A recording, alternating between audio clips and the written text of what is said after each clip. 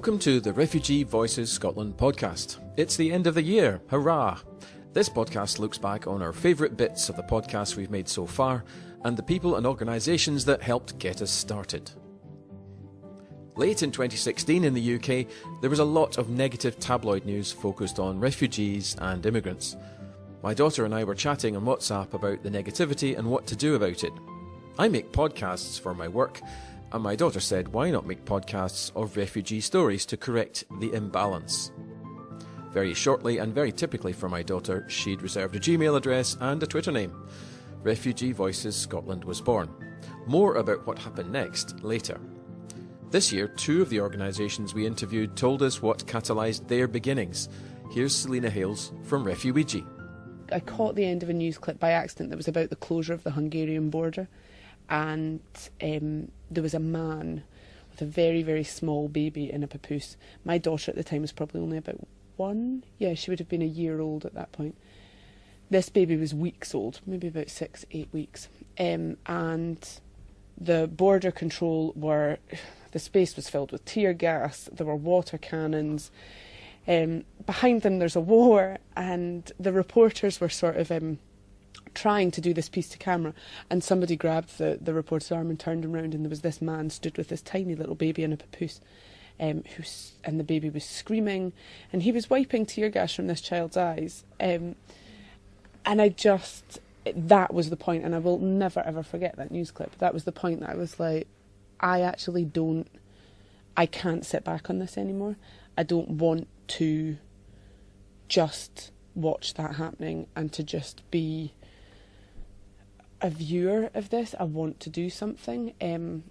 Having a young family, I'd always sort of use that excuse of, I can't just up sticks and volunteer in a refugee camp. What could I actually do?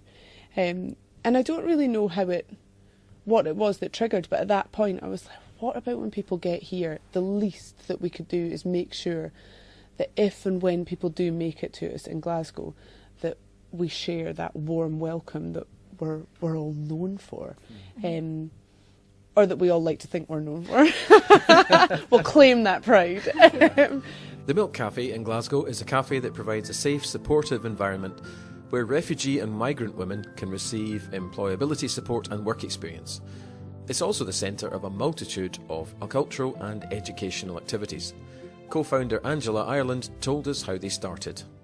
I started it with my best friend Gabby, and we graduated from our degrees and were looking for work to do. We ended up teaching English, and we went travelling for a couple of years, and when we came back to Glasgow, where we both studied, we were volunteering with Bridges programmes, and they help refugees and asylum seekers to get back into work. So through the volunteering that we did with them, we realised that there was a huge gap in provision for refugee and asylum seeker women. And some of the main problems that they face, challenges are integration, English language skills. The vast majority actually really want to start working as soon as they can to contribute to their community, and there's huge barriers to that. So we decided to come up with something that could challenge that, and this cafe model seemed like the best one to do it in. Refuweegee is famed for its welcome packs. Selina talked about the key part of their welcome packs, the letter. And the list goes on and on of the people that donated things to put in the packs.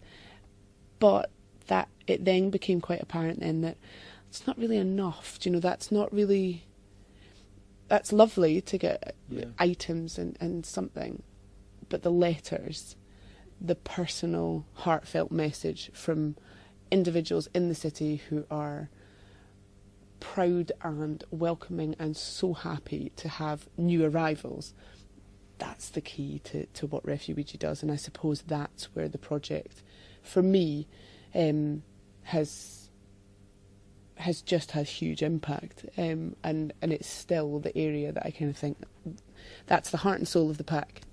That's the most important bit. The other stuff is lovely, it's nice to have, but the letters are what people come back to us as volunteers and sort of say. I still remember my letters from a guy called Ben, and he wrote about how I should go to the Kelvin Grove, and he apologised for the weather. Everybody apologises for the weather. But people remember that because it's from one person to another. And Angela and business partner Gabby Clunas ended up choosing a very special place for their cafe. We worked together in the restaurant, really enjoyed it, but decided we wanted to do something a bit more while we could, so went off travelling. And when we were there, thinking about what we were going to do when we came home, and came up with this. And we thought we'd invented the idea of social enterprise. Turned out we hadn't. We looked at a number of different venues in Glasgow actually before we found this one. We looked in the north of the city in Springburn because a lot of refugees are housed up there.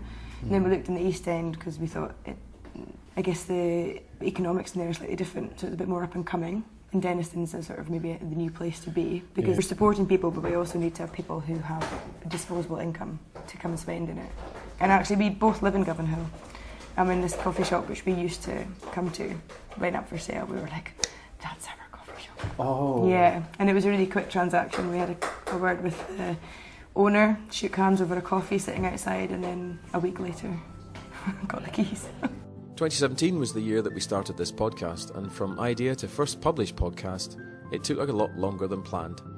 The question being, how do you speak to refugees in a way that's appropriate? How do you find refugees willing to speak? And Rachel Hamada at the Scottish Refugee Council was fantastically helpful.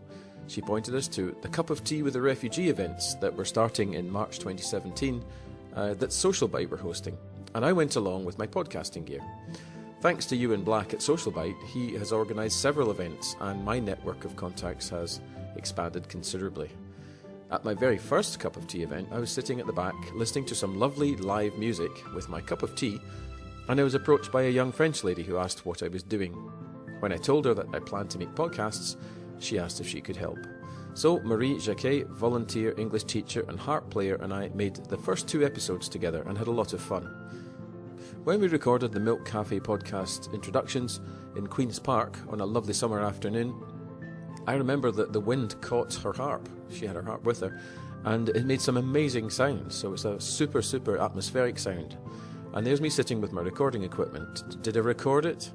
No. Refugee Voices Scotland.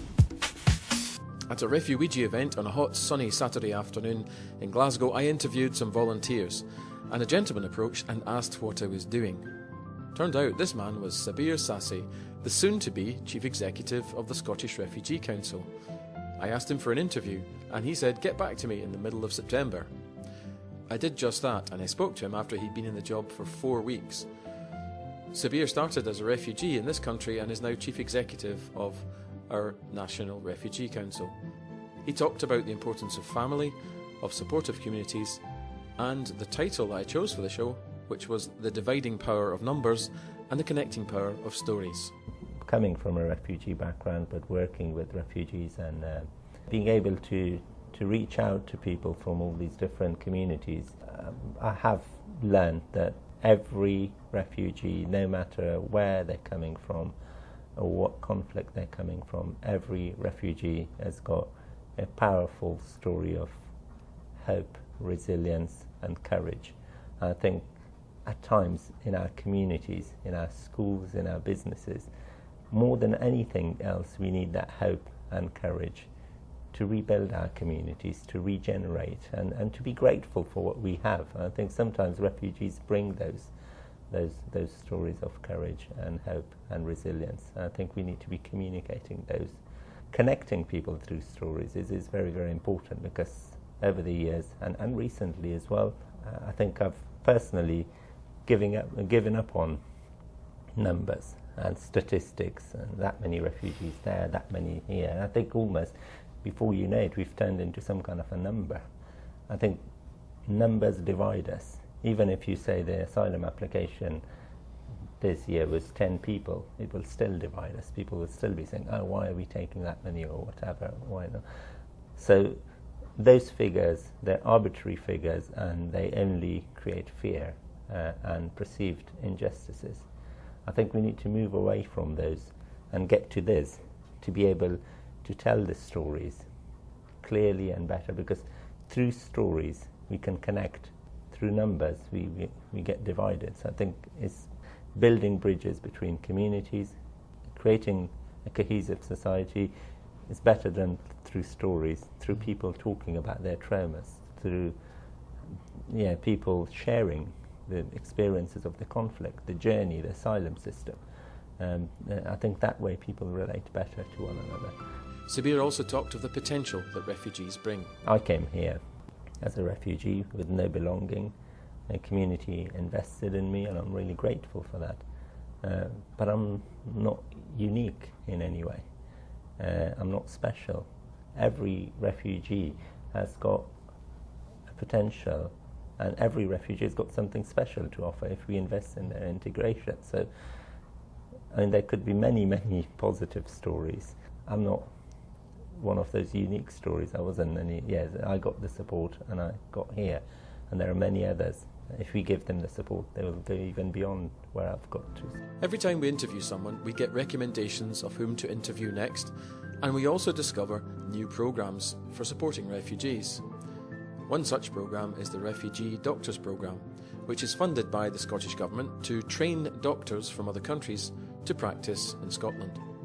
I spoke to Dr. Ahmed Subeh, a doctor from Syria who's taking part in the programme. Well, for now, the Scottish Government have funded Bridges programs to do something called the Doctors Refugee Program. NHS education was already on supporting doctors who came as refugees from other countries by giving them the fees for the IELTS exams and the fees for a training course for PLABs, which are the medical exams if you want to modify your degree from outside UK.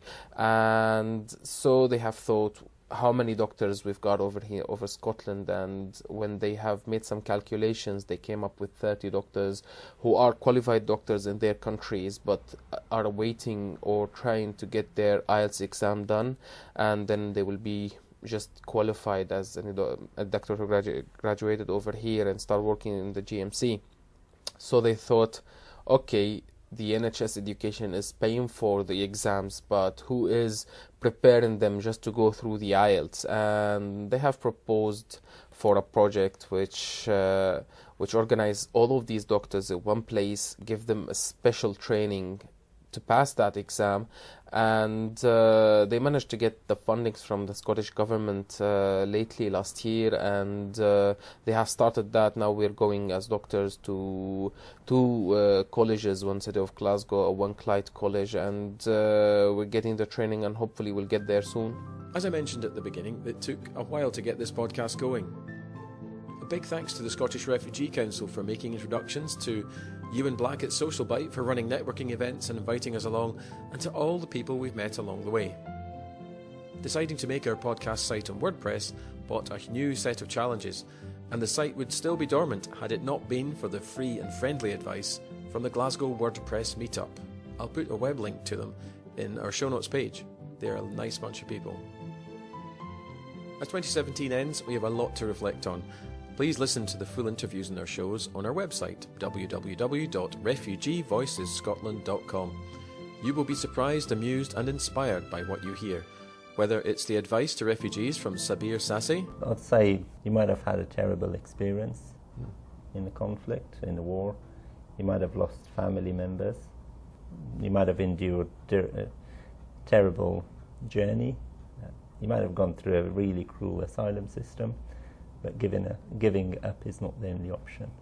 And getting up and achieving and proving the system wrong, that no refugees can, would be my advice.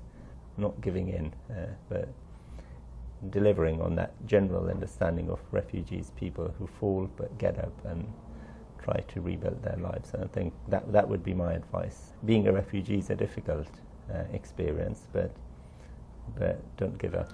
Or the advice to people wanting to do something from Selina. Don't switch off, don't get blasé, but also don't get bogged down either, because I think that the very easy thing to do, and the only reason I can say that is because I've done that as well. There is nothing I can do to help that situation. I am so small in this huge thing, there's nothing I can do. Whereas there is always something that we can do.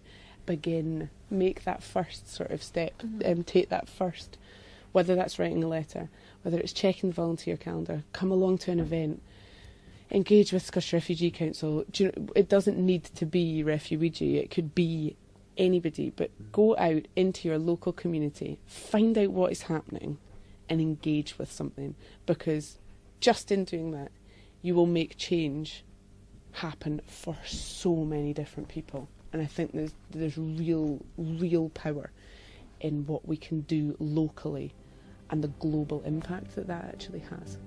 Huge thanks to the Al-Khair Foundation, Angela at Milk Cafe, Ewain from Social Bite, Selina from Refuweegee, Sabir, Rachel and Gun from the Scottish Refugee Council, and Dr. Ahmed Subeh. In 2018, we start the year with a show about the Code Your Future programme.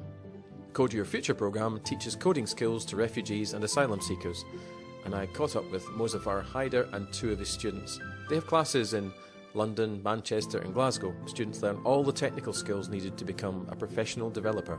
Refugee Voices Scotland.